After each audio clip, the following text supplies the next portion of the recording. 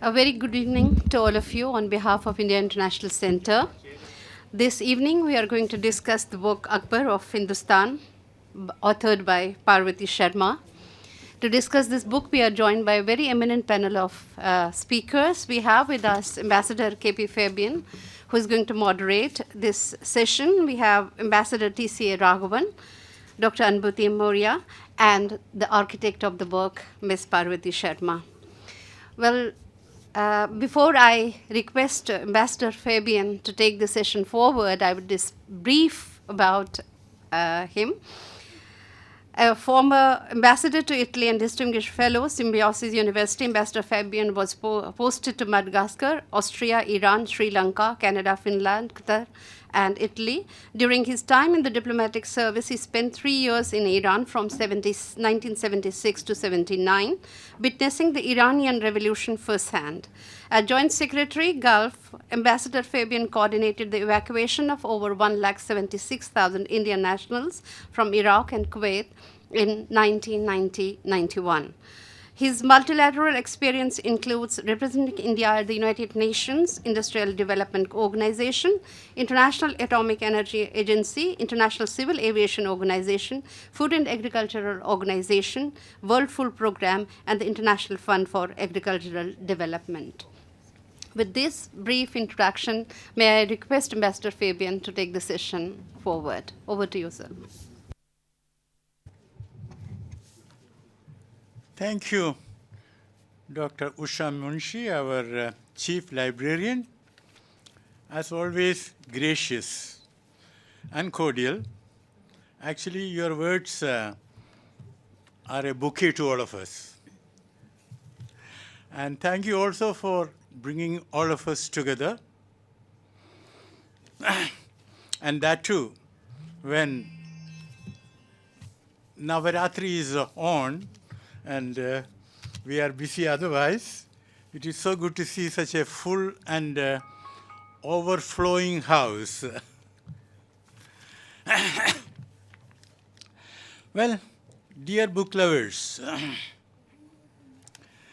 Akbar was a great book lover, subject to correction by our author. And we have the privilege of having Ambassador T.C.A. Raghavan to my left. Well, he's an ambassador, but he's also a historian. And his first book, Attendant Lots, Bayram Khan and Abdul Rahim Khan, father and son? Yes, father and son. Well, that was recognized by the Indian History Congress of 2017 and was awarded Muhammad Habib Memorial Prize for the best book on medieval history. He is modest, but he is immodestly modest. He is an eminent historian, apart from being an eminent ambassador. Thank you so much. We are glad that you are with us.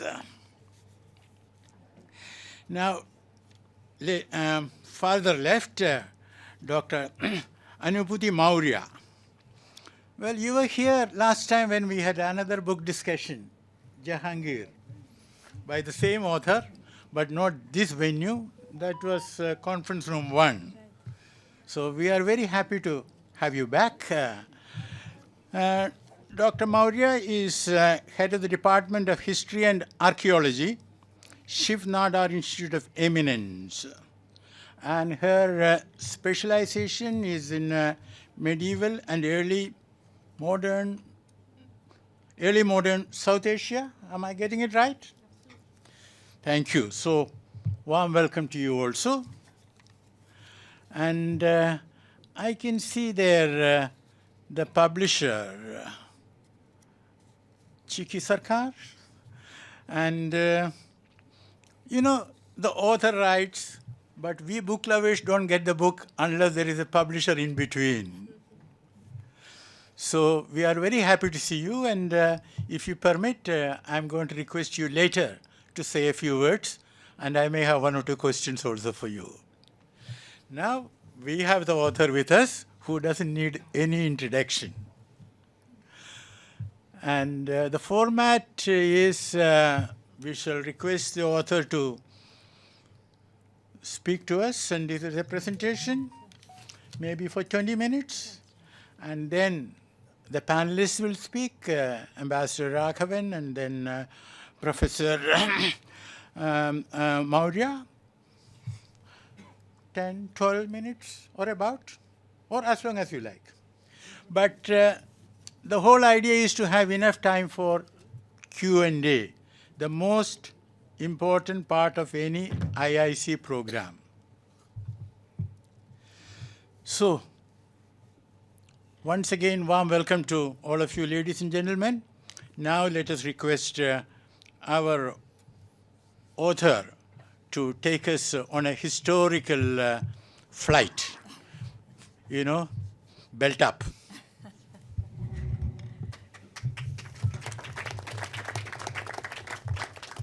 Thank you very much, Dr. Munshi and Ambassador Fabian, Ambassador Raghavan, Dr. Anubhuti, Maurya, Vicky, and also my editor who's here today, Nandini Mehta. Thank you all, and thank you all of you for having made the time this evening to come and talk about Akbar.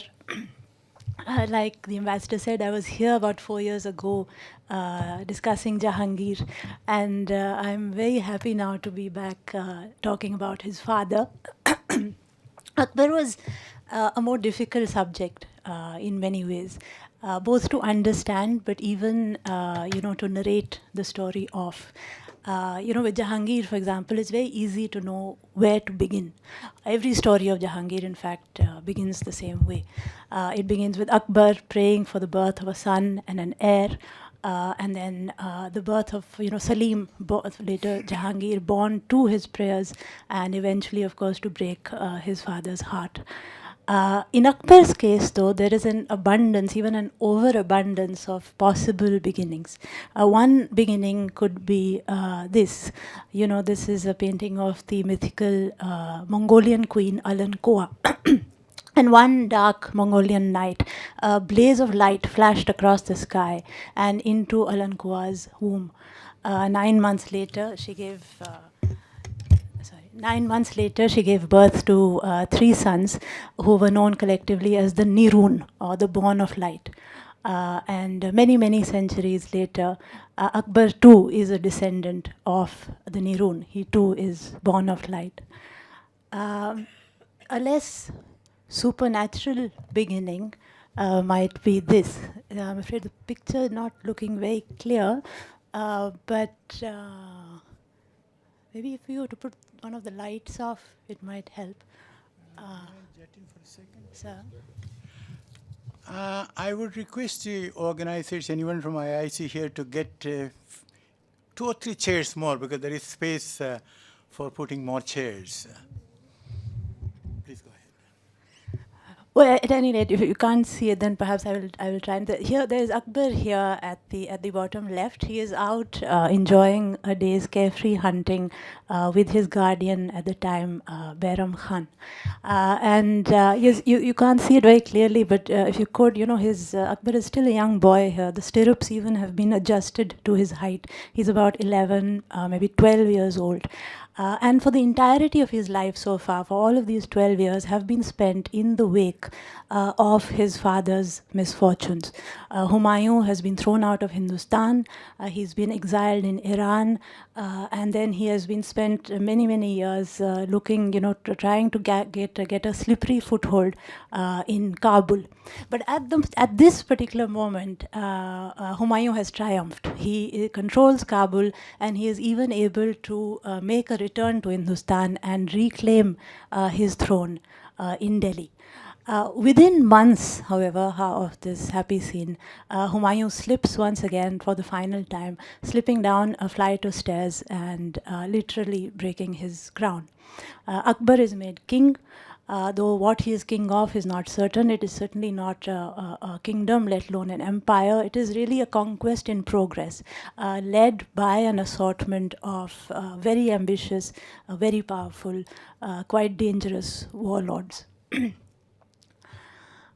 Here's another potential beginning, and sometimes this is thought of as the beginning of Akbar's political life.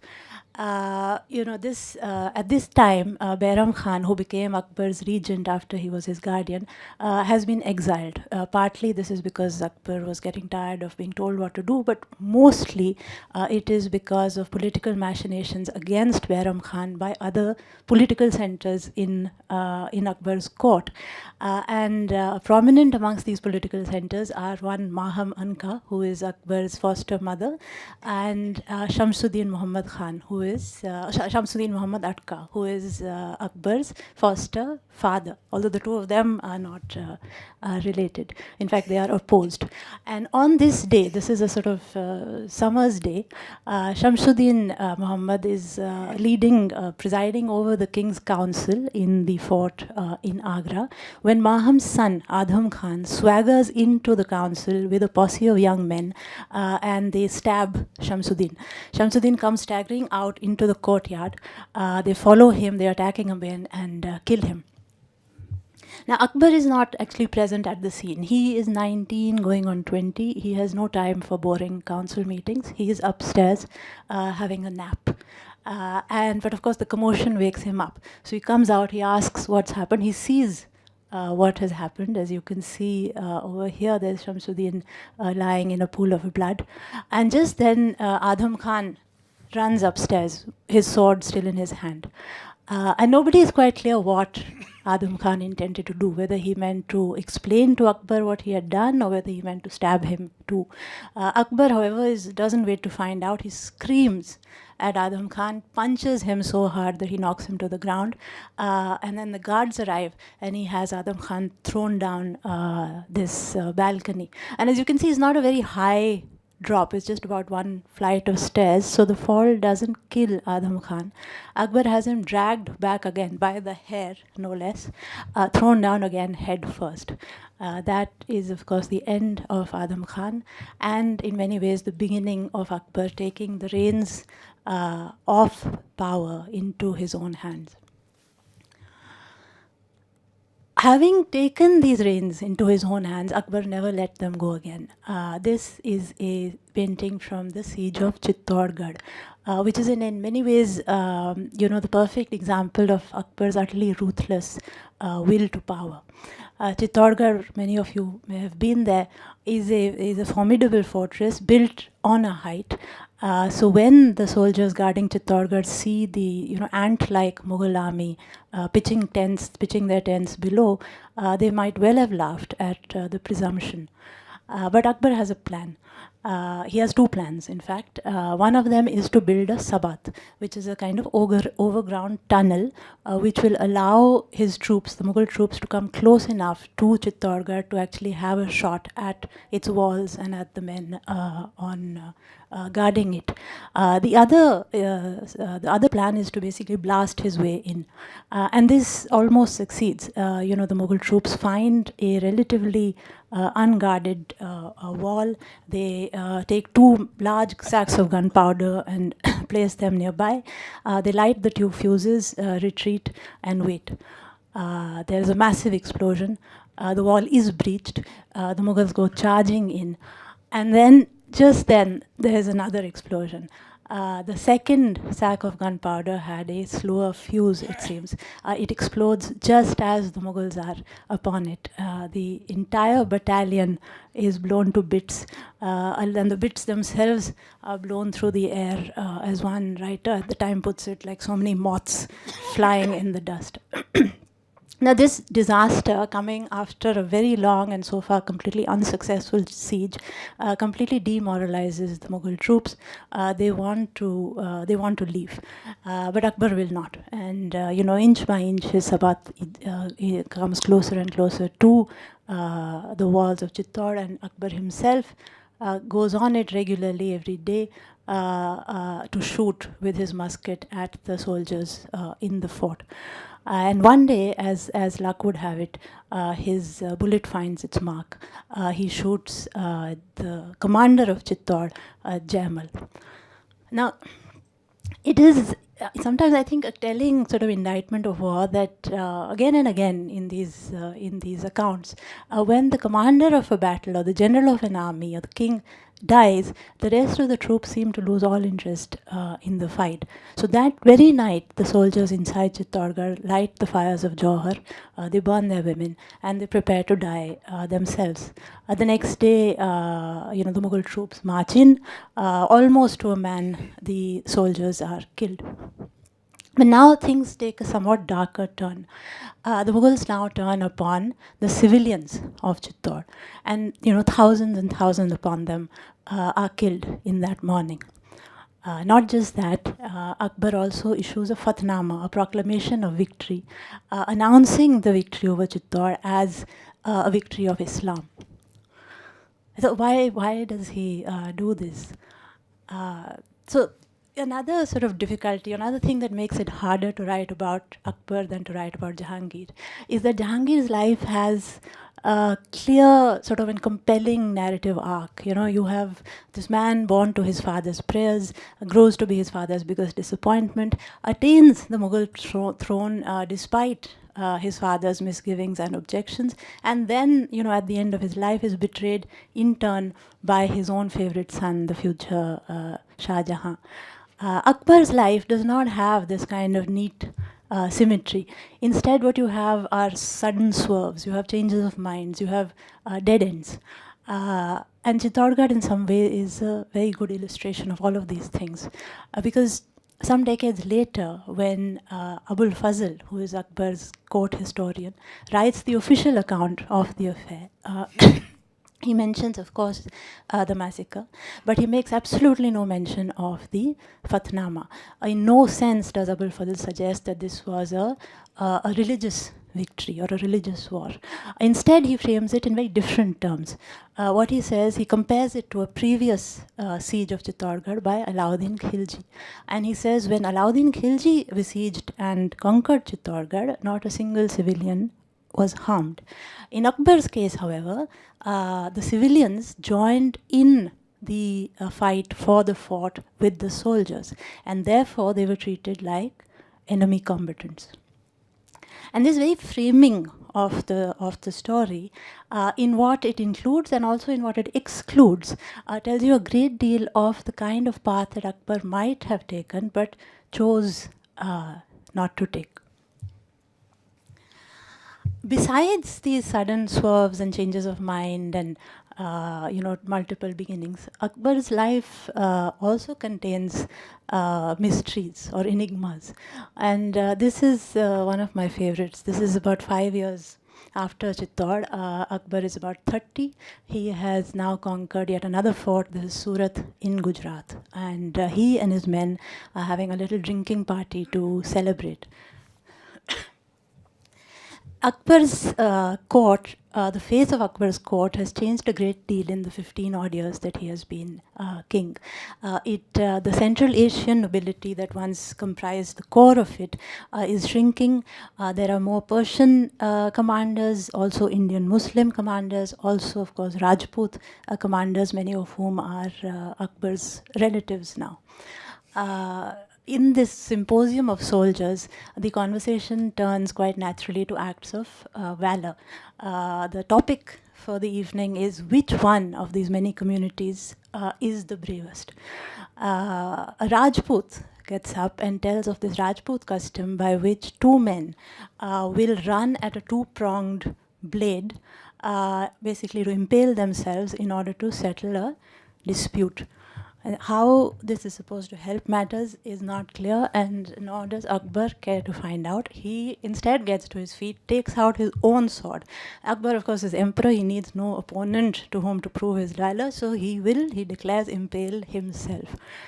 There's a hush that falls over this completely bemused crowd. They don't know what this king is up to. A young Man Singh, who is Akbar's nephew by marriage, goes up to him and knocks the sword out of his hand. Akbar is absolutely furious. He turns on Man Singh, and you can see over here, pins him to the ground. Now, of course, everyone gets to their feet. They're all exclaiming, shouting, wondering, what is happening. One of the men comes to rescue Man Singh. Akbar has managed to cut himself here on the flap of skin between thumb and forefinger with that sword of his, so that nobleman pulls at his thumb, and the pain forces Akbar to let go. And for about 3 odd years that I was writing this book, this painting was the screensaver on my phone. I had this vain hope that if I could only figure out what was going through Akbar's mind in this moment, I would have unlocked the key to his character. A more famous sort of example of Akbar's sort of enigmatic, mysterious nature is his love for writing his masked elephants. And it's often portrayed as an act of bravery, but frankly it's an utterly reckless thing to do, because masked elephants are virtually impossible to control. They will attack anything in sight. You can see you can see the elephant that Akbar is riding has caught sight of a second animal and is chasing him across the streets of Agra, and now across a pontoon bridge. Pontoon bridges are built on boats, and you can imagine how that bridge will sway from side to side with these massive beasts thundering across it. There's a man in green pajamas trying desperately to get out of the way, and over here, this man with his hands held up in prayer, that is Shamsuddin Atka. We saw him stabbed to death a little while ago. Here, he was more likely to die of a heart attack.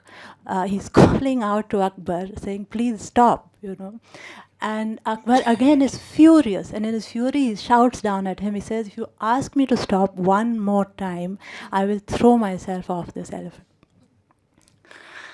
So again, why does he do this? And for this, the Akbarnama has an answer. Abul Fazl records Akbar saying that the reason that he puts his life at risk, seemingly willfully, is because he wants to know whether he has taken any action that is displeasing to God. And if he has, he says, let the elephant finish us off. And it seems to be true that the more Akbar's power and authority expands, the more does his desire to know God's will. Except in his childhood, when he drove his tutors to distraction by skipping classes and going off to fly pigeons instead, Akbar is actually, as Master Fabian was saying, a bookworm. He's read to every evening. He has a vast library of books that he has acquired, but also commissioned. And many of these books are translations. I like this painting very much. It's of a kind of writer's room from the 16th century. Persian and Sanskrit scholars sitting and discussing how to translate the Mahabharata. Akbar also had the Ramayana translated. This is a beautiful scene of Hanuman coming to Sita in Lanka from a Persian Ramayana that Akbar had made and presented to his mother. And like people who enjoy reading books, he also liked book discussions of the kind that we are in today. He liked debate. He enjoyed talking about all kinds of things, including God and religion. Here you see Akbar is. It's the circumcision ceremony of his 3 sons. He's celebrating, not knowing what kind of grief they have in store for him. There are dancing women. There are, there's musicians playing their drums and trumpets. There are men distributing gold to the poor. All of that in the foreground, and in the background, what you have is the newly built city of Fatehpur Sikri. Fatehpur, the city of victory, is, of course, a new seat of power, but also it seems to be a seat of inquiry. It is in Fatehpur that Akbar builds the Ibadat Khana, the house of worship, in which he begins this project of a sort of institutionalized, systematic theological debate. To begin with, it is only Muslim scholars who are invited to these debates, but very, very soon it becomes a virtual free-for-all in every sense of the phrase. You can see very clearly here the two Jesuit priests, one of several delegations of Jesuits who visited Akbar in his court. But there were also representatives from virtually every known religion there who would come and debate before the emperor. And this scene itself, I mean, it looks quite serene, even sedate. The debates themselves could and often did become very heated. One modern scholar has even described them as sort of gladiatorial. But it wasn't only for the spectacle of it that Akbar was having these discussions around him. He really wanted to know, which was the true faith. And he wanted to know because he's a king, and kings are God's representatives on earth. They are meant to do God's will. But in Akbar's case, his not just his empire, but his court and even his family contains this great diversity of faiths. So, of all the gods around him, which one is he to choose? Whose will is he to do?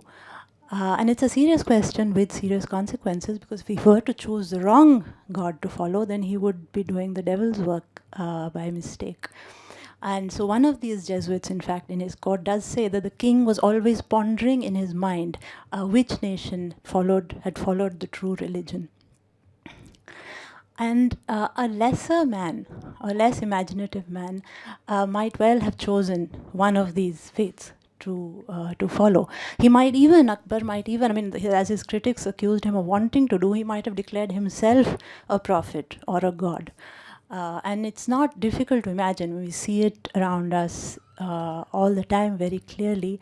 Authoritarian leaders, both at home and abroad, who believe that only one religion or one race or the cult of one personality should decide how a nation is governed. But Akbar turns the whole question on its head. Because after all, why is he looking for God's will? God's will is going to tell him how to give justice and therefore peace and therefore prosperity to his people. So why not just make that justice, peace, and prosperity the bedrock of his rule?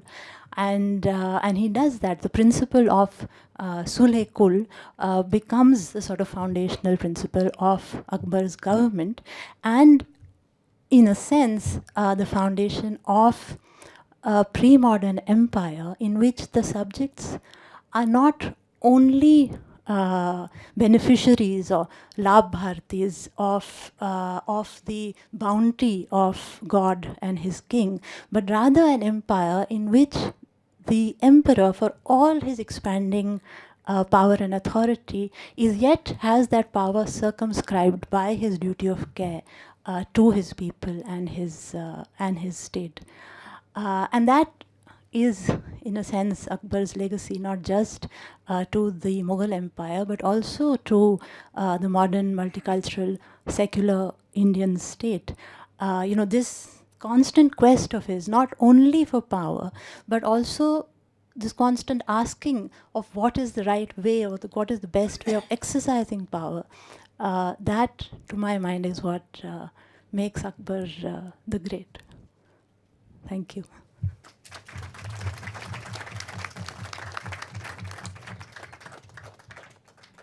Thank you, author, for taking us on that flight and bringing us back safely, but much enriched.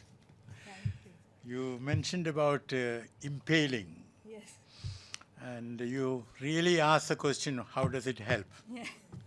Well, as we see, Russia and NATO are practicing exactly that. India has been saying, better have a ceasefire and sit down and talk. Well, they seem to be deaf, or they pretend to be. Now let us request Dr. T.C.A. Raghavan. Thank you very much, Ambassador Fabian, and thank you, Parvati. Congratulations for this wonderful new book. I've read it and enjoyed it a great deal. I didn't expect to be asked to comment on it, and I'm somewhat intimidated because there are many distinguished historians in the audience who would be far better equipped to talk about Akbar and the Mughals than I am. But it's interesting that the point you ended on, which is about Akbar and Sulh Kul and his quest to find a new binding narrative for a very heterogeneous empire. At least to my simplistic reading of history, this is something which has many antecedents. In India, of course, Ashoka, and there were books in the past which spoke about Ashoka also trying to find a narrative which would bind a very diverse empire together and would help enable him to raise the level of debate so that people would find something to unite around. I sometimes wonder whether the divinity of Roman emperors, we all thought that they were megalomaniacs when they declared themselves to be gods, but was it also an effort to find a narrative which would rise above the numerous other feuds in a very vast empire? And certainly Akbar's effort to bring together different faiths and to have a kind of construct a kind of an intellectual platform in which different ideas can be discussed openly is novel. But of course, Mughal history doesn't begin or end with Akbar, and as your book brings out, even in his own time, Akbar remained a very contested figure. So while you do have Abul Fazl, and he's always finding the most indulgent and the most generous explanation for all of Akbar's thoughts and actions, you also have the subterranean figure of Badayuni, and he is, pouring out his bile in the night, just can't stomach what Akbar is doing.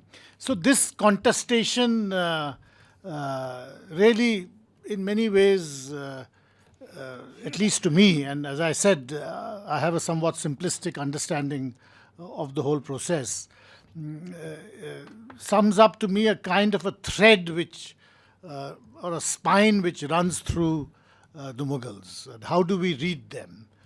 Do we read them in terms of the narratives which were consciously constructed, or do we read them in terms of these subterranean narratives which remain hidden for some time, but also represented powerful points of view? And then the debate acquires a character, a different dimension and a character of its own with Akbar's great-grandson Aurangzeb, because that really gives a certain composite character to the nobles, in the sense that you have both these two different ideas, one apparently very inclusive and the other apparently very exclusivist. Now, is that a fair reading of Mughal history? It's a legitimate question, because why should we read our contemporary divisions into the past and only see the past through the prism of our own predicaments? I mean, this is a perennial question to which there is no clear answer. But this polarity of Akbar and Aurangzeb, to my mind, is something which is really is why the Mughals retain so much of their attraction for us, because clearly they have great achievements, but they also have great failings, and which is why, like the Tudors in Britain, you just can't get enough of them. Notwithstanding the current environment, which doesn't want to study the Mughals too much, which feels that we are ignoring others, but this composite character, because they have these two opposing ideas about how to construct an empire, it really makes them come alive in many ways, and gives to them an immediacy which may not be there if we didn't have to contest with or engage with the very same divisions as they encounter. I find that you mention in your book Nehru's comment that the 400th anniversary of Akbar, the Muslim League was very subdued about and very lukewarm to the whole idea. And in fact, if you see the different ways in which Akbar and Aurangzeb have been viewed for the past 150 years, it really gives you an insight into not just our past, but as to how we have seen our past. To many, especially in Pakistan, Akbar is the Aurangzeb, by being the antithesis of Akbar, is really what made the Mughals. And he also had many very distinguishing positive characteristics, much like Akbar had. He was personally committed to the task at hand, great deal of bravery, prepared to take risks. But in contrast to Akbar's exuberance, he has a very austere lifestyle. But his political and military achievements are certainly comparable. And this perennial question of Akbar versus Aurangzeb, I think possibly even in Akbar's time, you can see shades of it in the Abul Fazl Badayuni contestation. So these are the thoughts which come to me when I read your wonderful book, and I will underline that the view that we shouldn't study the Mughals because it means it takes attention away from other dynasties. That I think is a particularly difficult point of view to accept, because nobody is saying don't study the Cholas, and the view that we don't know enough about the Cholas is really an expression of your own ignorance, and it ignores the enormous amount of work which has been done on the Cholas, as indeed as it has been done on the Mughals in the past 70, 80 years. The Mughals need to be studied in their own right, because they grappled with questions which not just inform us today, but were comparable to those which other empires and other imperial formations elsewhere in the world also struggled with. And perhaps to some of those questions, the Mughals had better answers than were found elsewhere in the world. So thank you very much, and congratulations again. Thank you, Dr. Raghavan. You have raised important philosophico-historical questions, which perhaps, time permitting, we can discuss. Now let us request Dr. Maurya to speak to us. Thank you for the invitation to speak here, and congratulations to Parvati on yet another wonderful book. So this is something I said to Parvati in one of our conversations after I read the book, which is that I'm actually pretty conflicted here. I am a card-carrying historian. Like, I'm literally, my profession is to be a historian. I'm a card-carrying historian. And I ruefully look at Parvati's writings and know that she's going to be read far more widely than anything I'm ever going to write.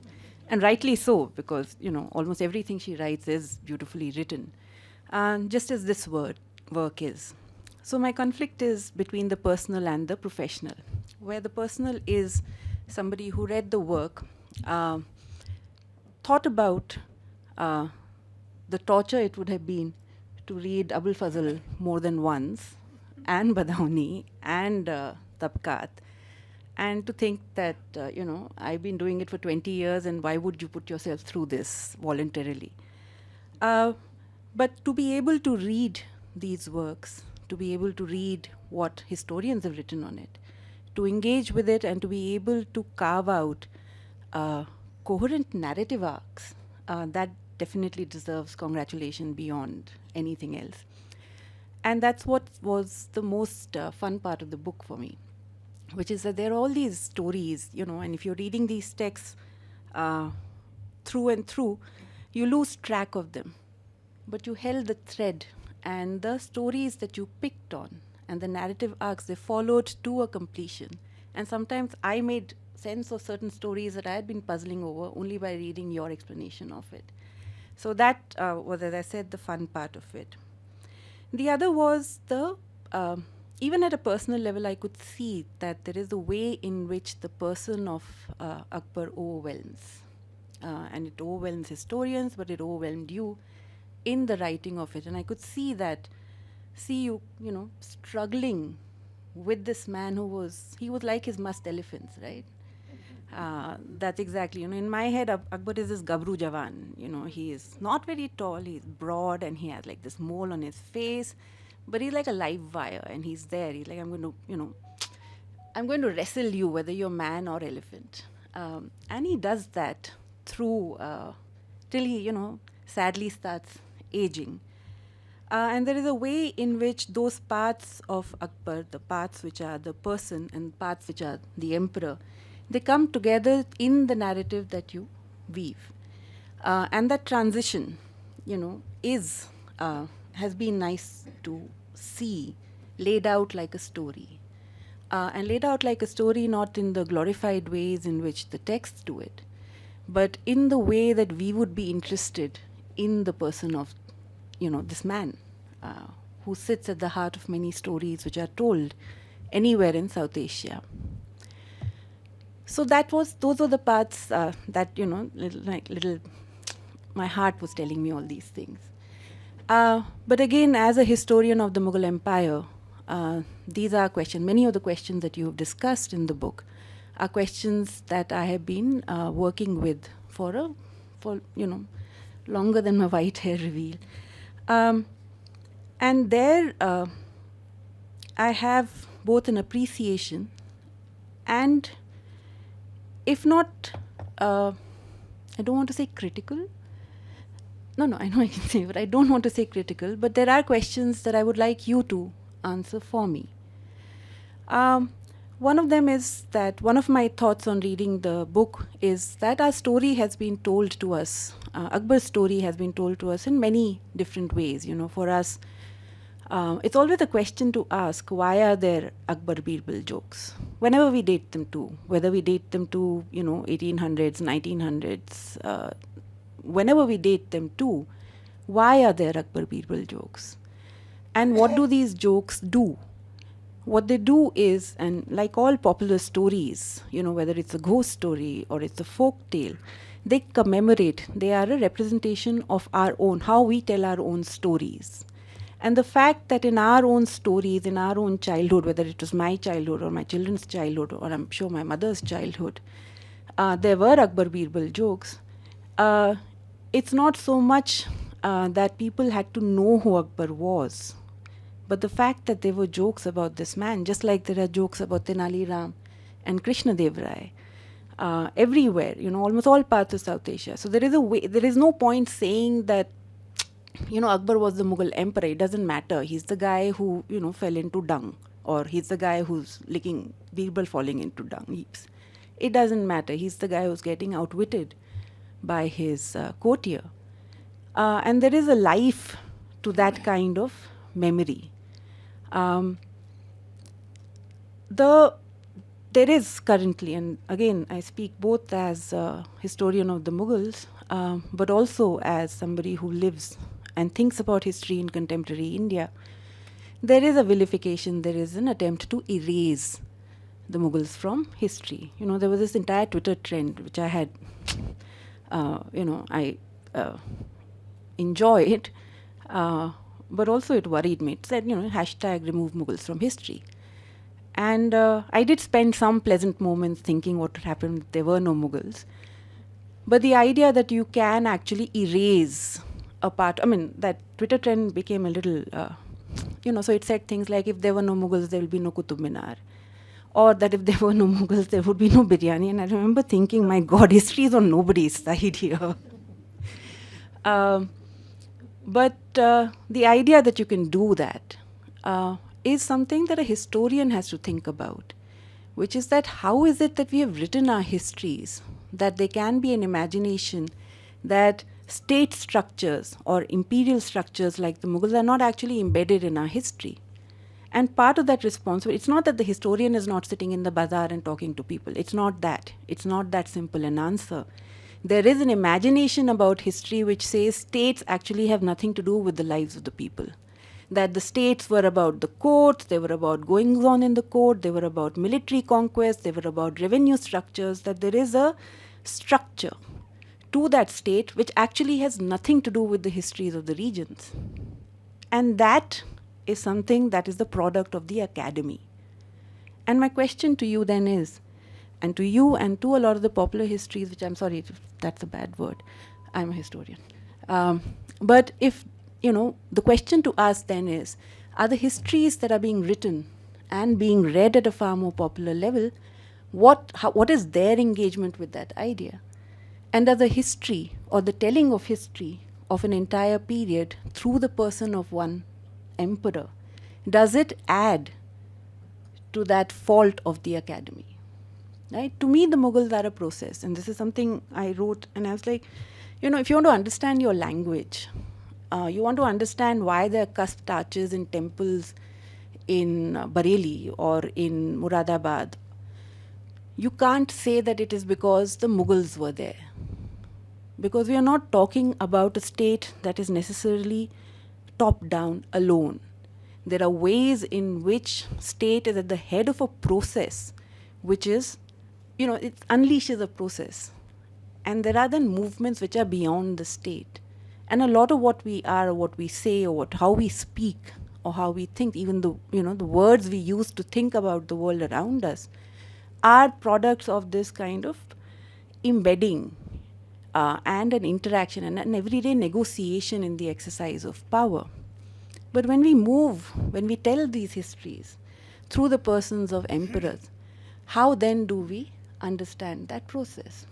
The question is, did Akbar, if I was Akbar and I had to make this choice, if I was Akbar, I'd be having lots more fun than I have in my life. But if I was Akbar, to rule over a diverse empire, what made better sense? Was it, would an idea of creating a uniform monolith make better sense than embracing diversity? Was he necessarily, was it an ijad, was it an invention of Akbar's period? Or Akbar was tapping into existing debates on kingship? So the idea that the king has to be benevolent, that the king has to be just, is also an idea. You see kings, and I say kings, I mean, all the people who are thinking about politics and political theory and the philosophy of kingship. And that's a very vast number of people who are thinking about what is the relationship between kingship and justice? What is the relationship? Dr. Singh is here, the idea of nyay, or the idea of righteous order. What is the position of the king in maintaining these? And the idea that Sule Kul was a part of that discussion. So Amir Khusro said something that later can be summed up in a Sule Kul kind of a way, which is that that you embrace, you understand that there are multiple paths to the same idea of God. But you understand that there are multiple paths and you allow those to flourish. Even for Aurangzeb, I usually don't comment on Aurangzeb because frankly, by the time Aurangzeb, the North Indian scene has exploded. Like there are things happening here which half of us don't even have a sense of, despite having studied Aurangzeb for years and years and years.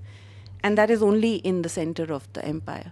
When we go to the provinces, like if you go to Kashmir and you see how Aurangzeb is written about, there is vast shifts. But when new heterodox sects come up, they identify Aurangzeb as a peer for them. It doesn't matter if we would classify those sects as Hindus or Muslims today. But there is, something else that is going on. There is a diversity. And to pick on that story and tell that story only through the view of religion is something which one of my teachers, B.T. Chattopadhyay, once called hubris of the modern man. That we have just taken categories which are important for us and decided that 400 years ago, 600 years ago, 800 years ago, people were thinking through those categories as well. Whereas you find that those categories are just multiple and, their character is various in history. So there is, two questions to Parvati here. One is that now that you've taken on the mantle of being a historian, how do you think this way of writing history then impacts on a more general understanding of what history is? And the second, do you accept the mantle of being a historian? And this is a long debate, because it's all very well to say that I'm going to write beautifully. But once you've read Iqtidar Alam Khan, you've got to commit, right? So congratulations once again on a fantastic book.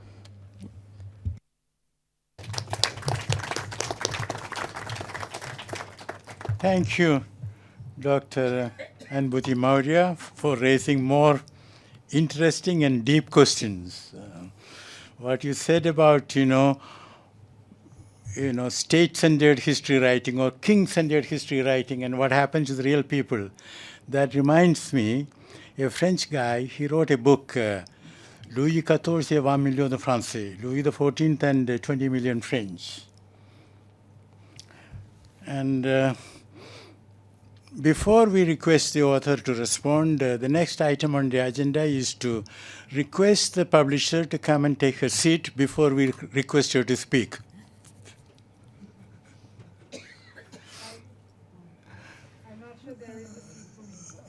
We can see a seat, and there is always adjustment possible. Now, thank you for being with us. We all know that the publishers are always busy because, they work so hard. Now, I just wanted to ask you a question. This excellently brought out book, I see here Juggernaut, the app for Indian readers, fresh original books tailored for mobile and for India starting at ₹10. Well, among anything else you wanted to tell us, kindly tell us a little about this also. Well, this is not the place for it. We should focus on Parvati. It's just simply to say that Juggernaut has its own app alongside publishing books in print. And that's it. I'll keep it very short, sir.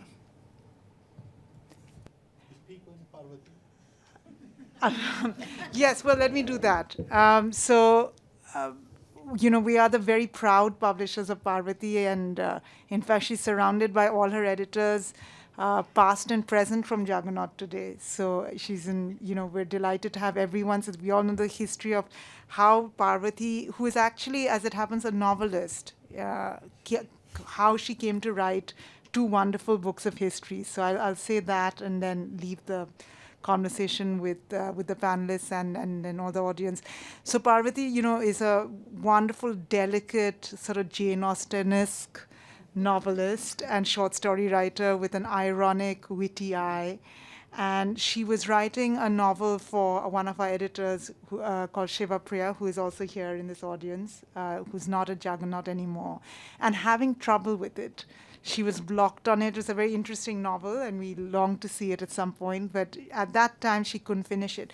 But in the middle of that novel was a lecture by a character on Aurangzeb. So one of the characters in that novel was an historian who kind of gave this wonderful, inventive lecture on Aurangzeb. And it was sort of, as a reader, and as an editor, you often read these manuscripts, and then there's a moment in the manuscript where you light up and you feel very awake and there's something magical happening there. And we all felt that. And so when Parvati came for her editorial session, I think somebody around the room said, we all said, look, it's why don't you consider writing a book on Jahangir? It was me. There you go. And it was a very, I don't know why we decided, but it was just that it was very, this section in the middle of this novel was sort of strange and interesting and wonderful. And so Parvati didn't dismiss it out of hand, to her great credit, and did write this wonderful book about Jahangir. And what I think she did, which she also brings to Akbar, is the novelist's eye. And when we say that, when a historian brings a novelist's eye, we often tend to be disparaging. We often tend to think, this person, she's not really rigorous with the facts. She's sort of making it up and she's embellishing.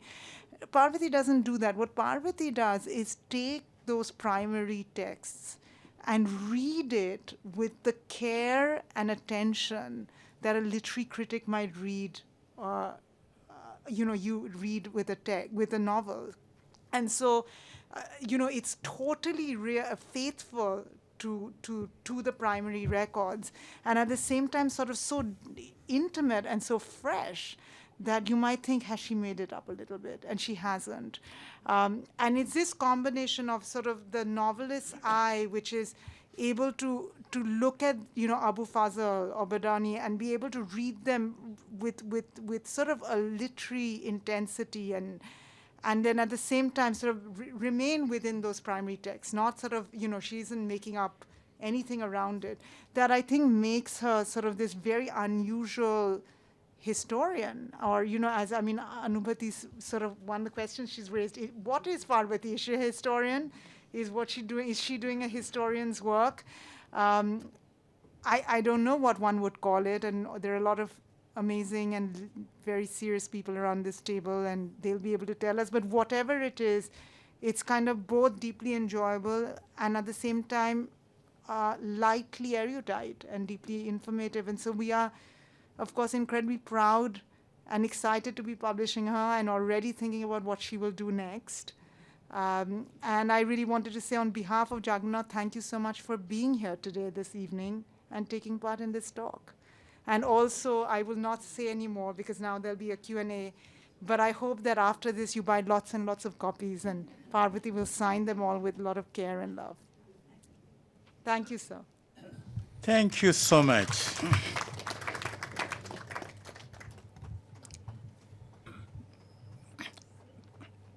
Now, we have, would you like to respond to the questions raised right now, or would you like to take some more questions and then? As you like, if we have time, do we have? Well, we have time. Time, of course, is under our control, up to a point. What I would suggest is that let's take 2 questions from the audience, and then you answer those questions and the questions raised by the panelists. Mention the name always because it's being recorded. Sir, my name is S.Y. Qureshi, and I have a question for Parvati and Chiki both. Would you care to write on Aurangzeb, and would you dare to publish it?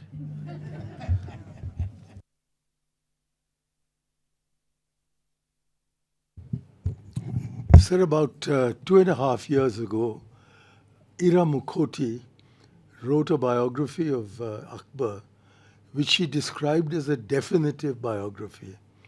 And I warned her in that review that she was using a word that was going to soon be overtaken. And I find that it has been overtaken. And I would like to know from Parvati, what is the difference that she sees? What additional dimensions, what additional interpretations, what additional perspectives her biography, which I have not read, I have to confess, that's pleasures awaiting me in a month or two.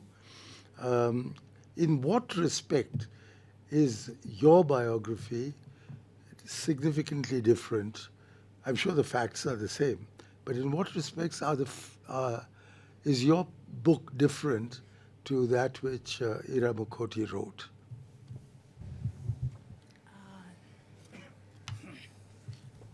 Well, I mean, to that, I don't think really that I have an answer, because Ira's book came out so close, while in fact I was writing my own, that I didn't read it at the time quite deliberately, because I knew that we would both be consulting the same sources, telling the same story, and I didn't want to sort of be either consciously or unconsciously influenced by it. But in my, because I mean, Ira's and mine are just 2 books on Akbar and the Mughals. There's so many, and there's a 3rd one in the recent past that has been published, and people have been writing on Akbar for centuries, ever since Badani and Abul Fazl were competing with each other, so I think at some level, and because just the sheer amount of information and incident and interpretation, also later interpretation, is so immense. There's so much material that certainly you cannot aim to put it all in, nor do I think could it make any sense. So in the end, the way that there is a process of selection that occurs in the writing of anything, whether it's a novel or a history, you choose what you want to focus on, and so I chose to focus on the things that sort of sprang up at me, that was surprising to me, that that I found and I found interesting enough to go deeper into, and that I enjoyed writing about. So in that sense, it would be really a subjective difference, I suppose, between the two books. But what exactly the difference is, I won't be able to tell you. To your question, I think Chiki has left. I'm sure she would be more than. She would be. I'm sure that she would be more than happy to publish on Aurangzeb. In fact, I think initially the book of the Trushki's book that exists on Aurangzeb was initially commissioned by Chiki Sarkar. So I'm sure she would have no hesitation. As for myself, I would be happy to. I think in this, this is also partly an answer to what Master Raghavan was saying, and perhaps a little bit of what Anubhuti was saying too, that this idea of this sort of dichotomy between Akbar and Aurangzeb that has existed for so long, and it is really a dichotomy if you put it in popular culture terms, between the good Muslim and the bad Muslim, is not something that really helps us to understand. And one of the things that was interesting to me while writing about Akbar was that Akbar contains these impulses in him. You don't have to look for and I think this happens in histories. Histories are written by countries to understand themselves and across the world. And so you need heroes. And also you need occasionally villains. And we have a lot of heroes in our history, and we have really one most prominent villain, that is Aurangzeb. But Akbar, doesn't need to be a hero in order to be interesting or worth reading about, or worth learning from, because he contains and partly perhaps this may be an answer to sort of an answer to what you were saying, Anubhuti, or my thoughts, not even an answer. I was about the idea of writing about one person and one king, and to me what was interesting about doing that with Akbar is that he truly is such a complicated person who contains, these vast dimensions in himself. This sort of this megalomania, this instinct for possibly tyranny. Certainly, a very, very authoritarian person who yet then chooses, or is constantly at least asking himself the question of how am I supposed to exercise this power that I have. And certainly he's not the only person. This idea of just rule is not unique to him, or justice as the basis of good, and in fact of rule that is pragmatic, in the sense that that's the best way of having a functional state, is to give it justice. But in him you see all these sort of debates and different sort of pulls and pushes playing themselves out. And as to the idea of popular histories and how let me not even talk about this my book or any. I think in some ways we can even say, what about the way that history is being understood in the bazaar, as you say, and let's say the Instagram bazaar that exists today, and that where in the course of or after writing this book, I have had a lot of interactions with these Instagram pages, which are run mostly by very young people, mostly non-historians, who are deeply engaged with history, and as you say, I mean, often it is the personalities that are the first attraction, but they are not. They are not looking for heroes and villains, which I find, like kind of refreshing. You know, the people enjoy shades of grey in their characters, and that I think once we are able to deal with that no, not all our historical characters have to be either good or bad. They can be all kinds of different shades. Then we can deal with our history without getting so emotional about it as we tend to do. And as to the last bit, I was just about on the verge of being able to call myself a novelist when that novel fell through. So I certainly don't think I will call myself a historian.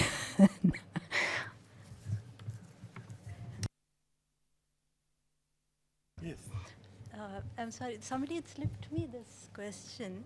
Louder, please. Yes, somebody has slipped me this question that I can't exactly read, but Akbar's greatest achievement was to capture 35% of global trade by the time he died in 1605. Why did it dwindled significantly with his Mughal successors?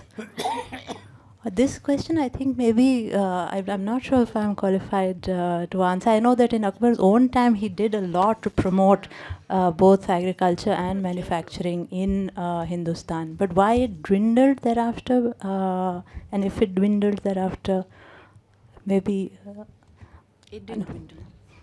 it didn't. It didn't dwindle. I think one is the sheer character of global trade changed. So from the 16th century, you actually see, this is post the conquest of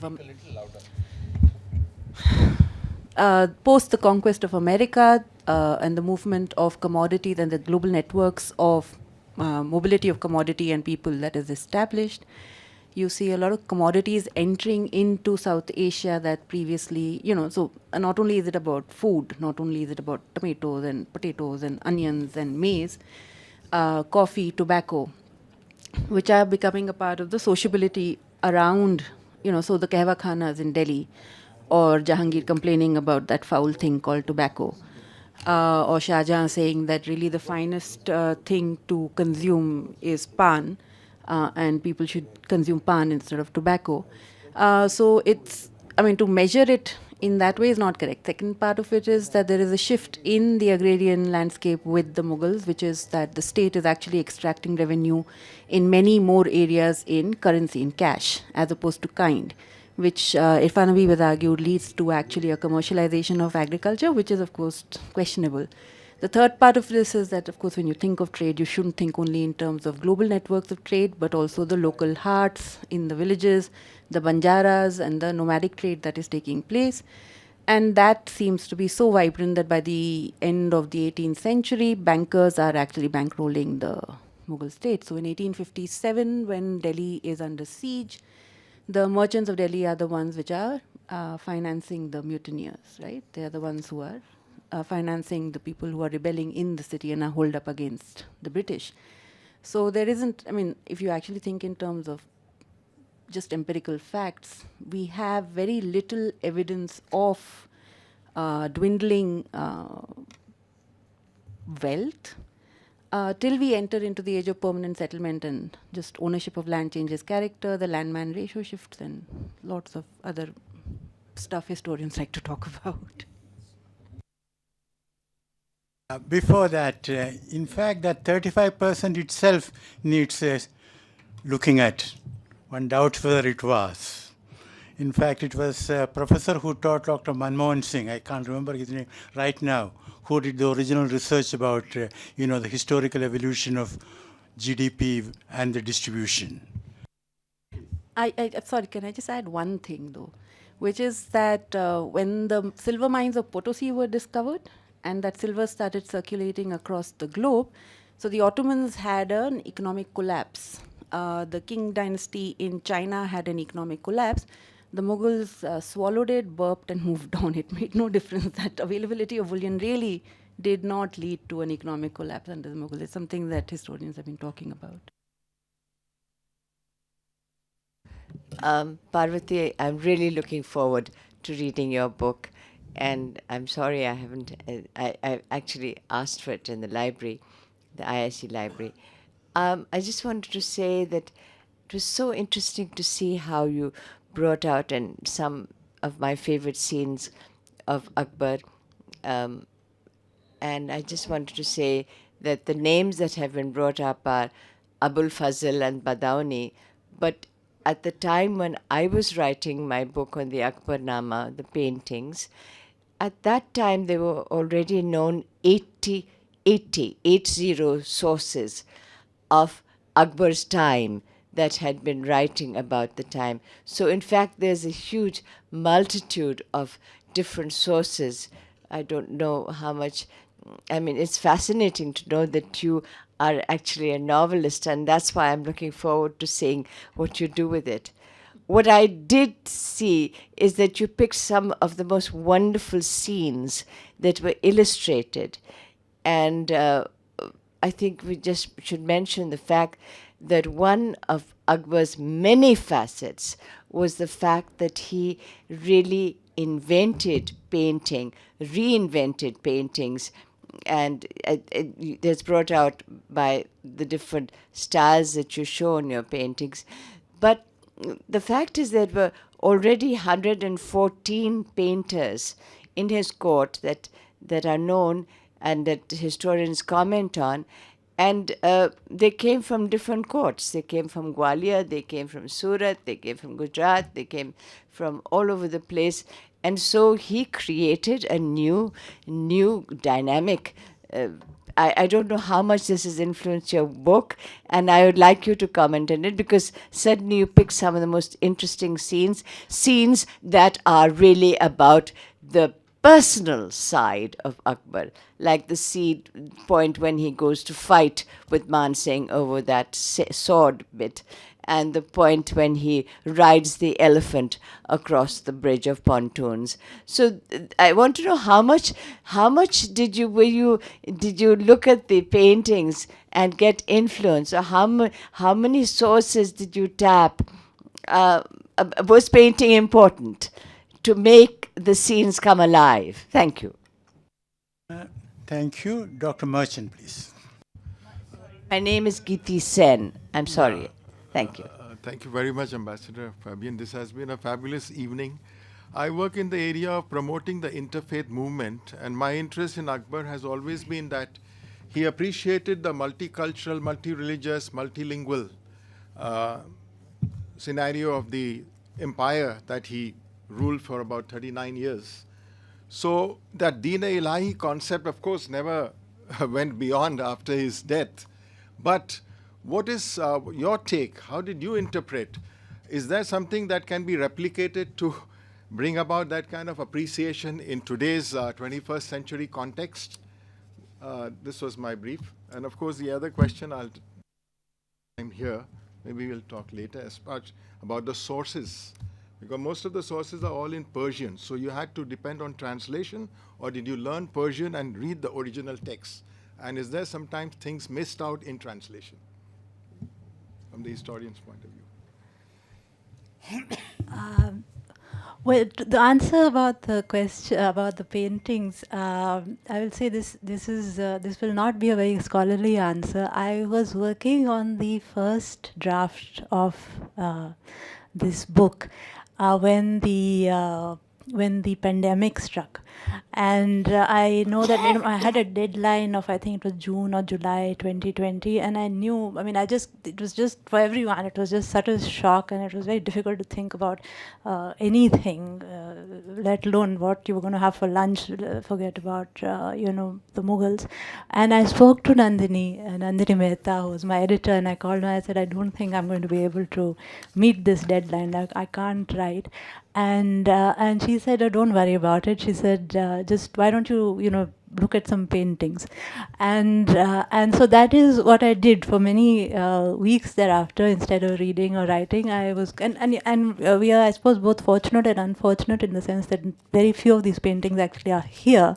But they are in museums abroad, and as a result, they're all online. So you can see a lot of them, on the internet.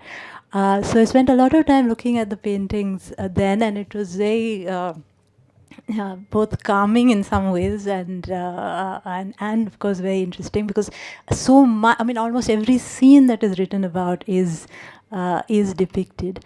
And then I think I mean, there were just some that, you know, that just strike me or struck me, or maybe they strike others more than others. They were just more dramatic or more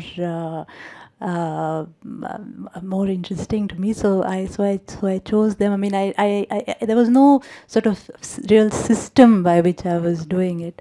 I do recall, though, of course, Akbar was deeply interested in art, and there's a lovely little line in the Aine Akbari, you know, like everything that Akbar did was somewhat controversial. So, of course, even the painting, there were people who disapproved of it. And Akbar is quoted by Abul Fazl saying about, you know, men who do not like painting. He says, "Such men I do not like." And I thought that was It's one way that you come to believe in the existence of God, because we cannot breathe life into these paintings. That's the end of that quote Right. that Abul Fazl quotes. Right. The, And to your question, I think partly, you know, the reason that I don't call myself a historian is not just from modesty. It's also because I do read in translation. Second, I do not.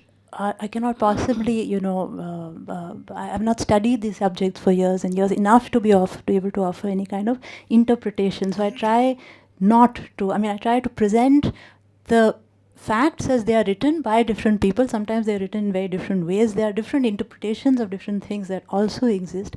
And I saw the Deen Alai, that's one of the most interesting things to me in the interpretations that already exist, because we think of it as this, you know, in the popular imagination as a this new religion, and so this sort of little mad Akbar's sort of mad idea of founding a religion and converting people to it. But in fact, you know, there is this interpretation that is offered that it is really, because again it has to do with the changing nature of Akbar's court and this whole range of diverse nobility who worship different gods, who are entering into it, and the Deen-e-Ilahi therefore is more sort of imperial cult. And a way of binding this disparate nobility to Akbar. So your primary loyalty is to your emperor. You know, that is the oath that you are basically swearing. There's these 4 oaths that you have to swear, and that is basically the sense of them. But Ambassador Raghavan and Anubhuti may have more to say on this Deen-e-Ilahi subject than I can. Thank you. Just one- Professor Ninadi Gupta. I just have a little comment to make on his great grandson Aurangzeb. You know, in Bengal, Rabindranath Tagore had written a play called Alamgir, and every theatre in Bengal is Alamgir is Aurangzeb. Every theatre in Bengal is overcrowded when this play is played in a theatre. So I don't understand why we call him such a villain, but in Bengal he is not a villain at all. And he is supposed to be pretty objective, because he punished his own clan and also the non-Muslims. So I don't think he could be such a villain as to be an anti-Hindu. I don't think so. I hope you made a good case for Akbar Road not to be renamed now. Akbar Road. We have 3 lanes of Akbar Road, 3, right up to India Gate. And I hope it doesn't change. The name doesn't change. Excuse me. Well, those who want to rename it should first read Parvati's book. There is a question there. Hi, Parvati. Congratulations on the 2 beautiful feathers in your cap. I'm Nalini Tayyebji. I'm very interested in reading your books. We bought them, not here, earlier, and we hope to get them autographed. I just had a very small question. You said something about Akbar being very interested in books. I thought he was illiterate. So this is something that interests me. Somebody who's not literate hardly ever shows an interest in books. did you come across anything that showed you how this happened and why this happened?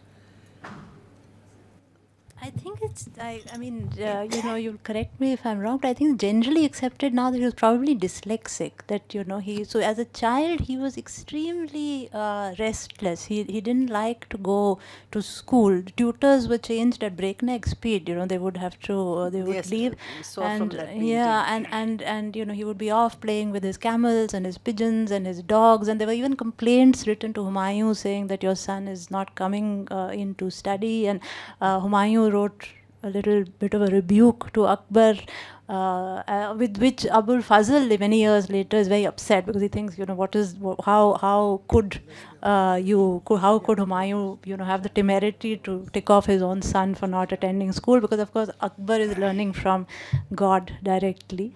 But he was a highly intelligent man, and he greatly enjoyed storytelling. So throughout these, not just in the Akbarnama, but also in Badauni's work and also in the writings of the Jesuits, you have these scenes in which Akbar is, in the evenings, the beautiful scenes of the lamps being lit, Akbar coming into court, and the storytellers reading out to him, or book readers reading out to him. Badauni himself was bitter critic of Akbar, and yet is a very talented translator, it seems. And Akbar, from a sense of humor or why, is constantly, and Badauni is a bit of a bigot, and Akbar is forever putting him on these teams for Mahabharata translation, Ramayana translation, and so one sort of heretical Hindu text after the other is landing in Badauni's in tray. And at one point he says, I can only hope to finish this one book in 2 or 3 months, and then I hope to die, he says. But but he's very good at it, and Akbar calls him into his bedroom at one point because he's given him something to translate and he wants to hear what it's like, and Badauni goes and reads it out to him, and Akbar is pleased. And so he just enjoys books, he enjoys ideas, he enjoys painting, of course. So now these stories that were told to him, you're talking about the Mahabharata from all different sort of books. So they are told to him in translation. I mean, what is the language used? I think he spoke several languages as far as I've been able to understand. Certainly, of course, Persian, also Turki, which would have been the mother tongue, but also Hindustani. When at that particular point when he screams at Adam Khan, he uses a very dirty Hindi gali, which I will not use in this this polite audience.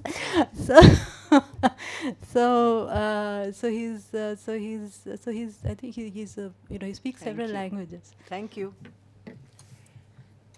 The last round of questions, please.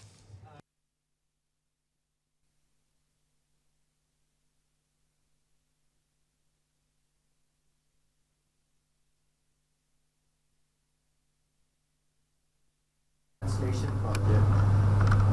As well as the fact that Persian remains the court language till 1800s, easily until the language of poetry until mid 1800s.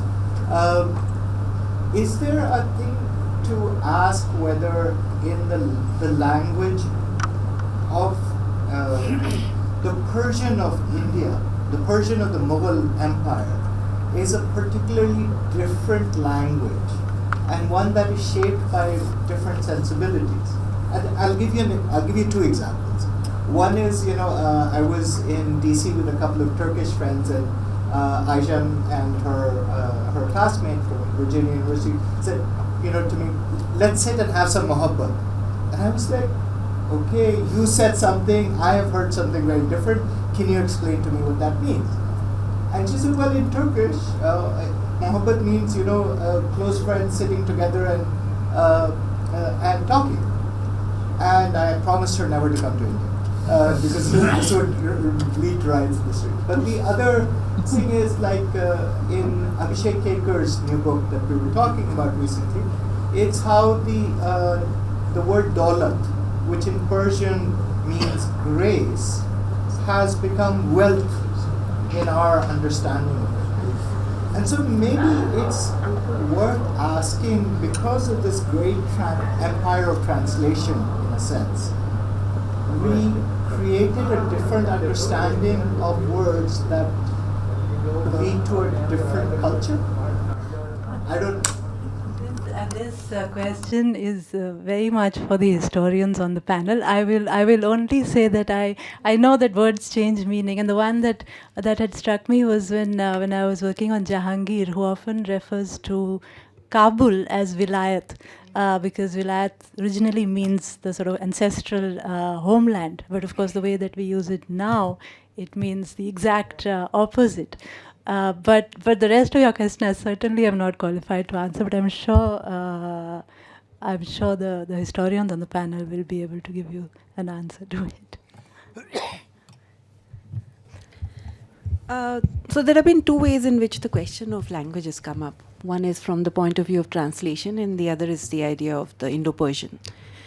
The Indo-Persian has been, of course, debated from about Khusro's time, right? Khusro writing is Khamsa in response to Nizami, is also about establishing the Indian, I don't know, the right to speak Persian. Doesn't mean that the Iranians thought Indian Persian was any good, but there is Taza Gui, there is the new language, and there is Sabke Hindi. So it's not just about words and words changing meaning.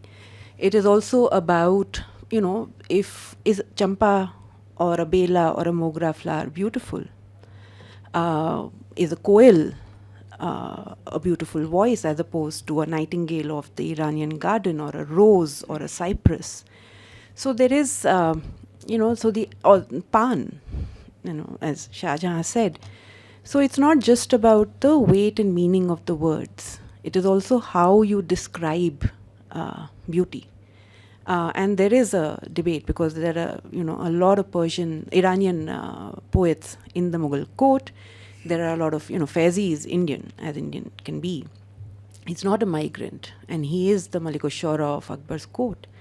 So there is this kind of competition which goes on right up to Arzu's Musmir Karnama actually tells you that long debate between. As far as words changing meaning go, yes, of course. That particularly bad word that Akbar used when he threw Adam Khan down, throws beverage into a tizzy. He has 3 footnotes on, is this a tribe? Or is the emperor actually, is this some unknown Dardik tribe? Or is Akbar actually using this word? And why in this moment of rage are these depths of Hindu coming out of Akbar's mouth instead of, some Nafis, Farsi, Bazar type of word? No. So it's really driving people nuts. But we know that Akbar is born and brought up in a Rajput house. He grows up in Kabul. He is a man who is speaking to a very cosmopolitan both court and people. And there are, some things written in Sanskrit. There are things written in, Awadhi, in Braj, and all of these are being presented. And Akbar is intervening in all of these, along with intervening in things like, should there be a Vaishnav tradition of, which is better, Shiv or Vaishnav? These Shivs seem a little wild. I like the Vaishnav. So you start seeing that as his patronage, there is a link between the Mughal patronage of the Vaishnavas and the fact that they are literally in the Braj, Chaurasi, Tirath space, right? So I don't want to extract them from those contexts. I don't think it's helpful. If I want to think of the world of Akbar, I want to think of that world being actually everyday lived life in these environs. The emperor's really, and Akbar was floating around, he was going and sitting in the Bharat, Ghazi Mian ki Bharat, which was traveling to Bahraich and had made camp in Agra. Akbar was sitting and listening to them and listening to their songs. There is no sense that he doesn't understand any of this. So you're looking at a cosmopolitan empire, a pan-regional empire, and you're looking at a man who could speak multiple languages, irrespective of his ability to read them. I'm not sure how many kings read, but themselves, despite their, so to be able to read and write. So Babur is writing rude letters to Humayun saying that last letter you sent me, it's calligraphed so badly. Who does that? And I'm thinking, oh, poor Humayun anyway, and shy little man. and he's getting this dart, and his father is recording it for all posterity because Babur knows this text is traveling. It's a transformative text. So all of that is going on. So there is a weight to literacy. I don't know how many kings are reading to themselves, but Akbar loved Naqib Khan, the man who read to him. And his favorite story was Amir Hamza. The Dastan-e-Amir Hamza was one of the things that Akbar loved to listen to. As far as the projects of translation are concerned, there is no going to a region without carrying a Dubhashya, without carrying a translator, because you know you're traversing not only, and when they travel territories, Akbar is often making pronouncements of where do you draw the boundaries. So when they go to Kashmir, he says technically, geographically, if you were to look only at geographical features, you will draw the boundary at, I've forgotten where he's, Naushehra. But the language starts changing from Bhimbar. So because the language changes, I will mark the territory of Kashmir to begin from here. So there is a consciousness of the multiplicity of languages. And there are traditions of philology, there is the tradition of making lugats, of making dictionaries. In addition to the fact that, these texts are not being translated in isolation. It's not one, not like my mother translating Don Quixote, sitting alone, burning the night lamp. No. This is a collective activity where the Pandits are sitting and they are disputing among themselves as to what these words mean. And then those words are getting translated into Persian. So when the Raj Tarangani is translated into Farsi, every time there is a mention of the Asur and the Devs, that idea is translated into Persian to a comparative word. The Nagas of Kashmir are translated to the Devs, understood within an Iranian Shahnama tradition, not even within the Persianate Islamic tradition. Or when you talk about the central treasury, what are the councils of ministers like? Because Kalhan talks about all of this. These are translated into terms of Mughal court. So when we're thinking in terms of translation, this is not just like words are being sought. These are translations of, this is a transmission of ideas across contexts, and that is happening with the Ramayana, it is happening with the and Mahabharata is very, very important, because if you were to look at the Ain-e-Akbari, every region, every province of the empire begins from the Mahabharata.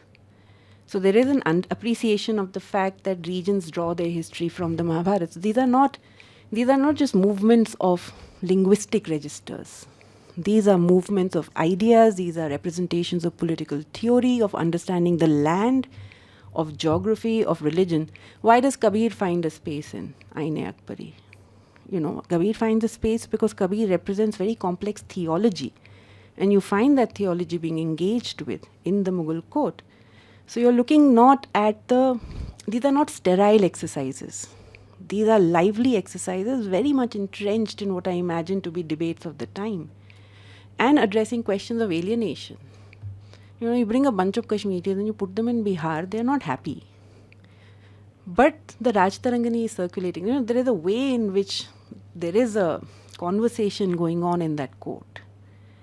And to think of it any other way is to have a far more sterile, your work on Mughal paintings is something that we all read, and thank you for it. But the paintings themselves, Akbar is standing in a lungi when he's throwing Adam Khan. That's what he's literally doing, right? He's standing on a lungi. No pajama, shajama, nothing. He's wearing a not a Mughal dress at all. Yeah. It's very clear that he's been with perhaps a Rajput, his women. That's what occurred to me. He's in a lungi and he's only thing we know is he's wearing his pagdi. But otherwise, that's what he's doing. So how do you address these people? The painter may have added. It is entirely possible. There is a textual reference also to this Iranian visitor who comes to Hindustan and is really shocked by how casual Akbar is in his court, and then also once sees him on the roof of this at that time far humbler Agra fort, wearing a lungi and flying a kite, and not even wearing his turban. In fact, his hair is loose, he's in a lungi and he's flying a kite on the roof of this. Heard your interview. Right. And there you mentioned that this visitor coming in and Akbar has his arm around. Quite right, exactly like that. And he doesn't know. He doesn't know who the king is. Yeah, anything? I think that's Eh? Stay down. Okay. You want me to announce it? You want me to announce it? Okay. Well, book lovers, we are going to wind up. It has been a enriching, mutually enriching discussion, really, in a Platonic symposium, drinking together.